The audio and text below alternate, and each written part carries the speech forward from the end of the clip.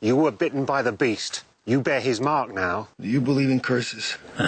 Nothing says Valentine's Day quite like a new Wolfman movie. And so we have Benicio del Toro starring in a big-budget remake of The Wolfman. Now, you know the story. A good guy gets bitten by something one night, and then spends the rest of the movie trying to keep his humanity intact, even as he turns into a monster when the moon is full. Now, I'm all for big-budget monster movies, but a Valentine's Day release of The Wolfman? Really? The beast will have its day. Percy Jackson, we need to talk. Percy Jackson and the Olympians is the tale of a young boy who finds out that he's a descendant of the old Olympian gods. It's based on a popular young adult book series, and while it might not have anything to do with Valentine's Day, it has everything to do with President's Day, which means no school on Monday, which means Percy Jackson is here just in time to keep the kiddies entertained. Yeah. I think I am the son of Poseidon. The stewardess seems to like you. She looks over here every 5 seconds. No. 5, 4. Can I get you anything? Maybe a bag of pretzels. So the obvious choice for Valentine's Day is the movie called Valentine's Day. This is the story of a bunch of LA couples who make up and or break up under the stress of the upcoming holiday. Now sadly, this is really a mediocre romantic comedy, but it's got a good heart and you've got to be impressed by this huge all-star cast. It's Valentine's Day, you don't think. You just do. And that's what's new at the movies this week. Happy Valentine's Day. I'm Sean McBride, the movie guy for ETV.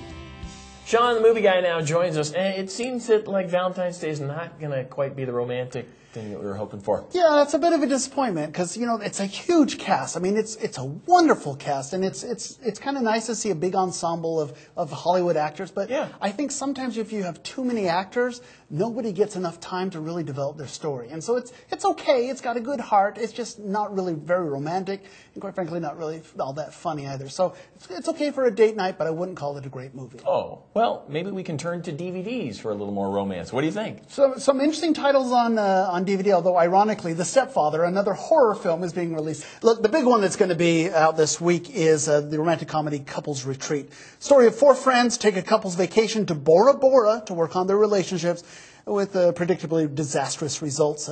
To be honest with you, I didn't think the movie was all that great. I can understand why the actors took it, because they got to go shoot in Bora Bora for a month. Well, you can't beat that. Exactly, but I just didn't think that was very funny. I didn't believe any of the relationships there either. So. Oh, well, when it comes to romance, can we at least look to local theater for something? There is actually one very good option for a nice romantic Valentine's Day getaway. That would be? That is I Do. Now, this is playing one weekend only, a 2-person musical, the story of a young couple. It's told over 50 years of their marriage, so it's a look at love through, young love through mature relationships.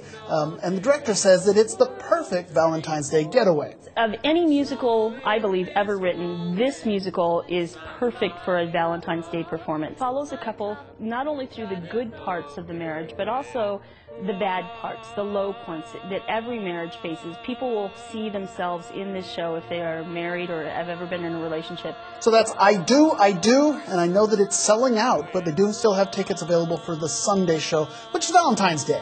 So it's a dinner theater, and you get wedding cake at the end. Tickets and information, mtionline.org.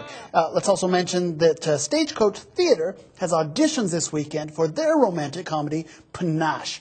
Details at stagecoachtheater.org/auditions if you get the acting bug like I sometimes do. It's also the final weekend for Prairie Dog Theater's Adventures of Sherlock Holmes. Tickets and information at pdplayhouse.com. Plus Boise Contemporary Theater's At Home at the Zoo. That's Edward Albee's play. And Knock 'em Dead Theater's The Murder Room. There are 2 weeks left for that. So this week and next, those are your last chances to catch those plays. Mm-hmm. Coming up right after this, we've got our daily erotica. Wow, sounds good. 366 poems of passion. Can't wait. We'll be joined by the authors here in the studio to find out just a little bit more about what this is all about and how we can heat up Valentine's Day just a little bit more. Stick around. We'll be right back with more ETV coming up next. Let me see that book.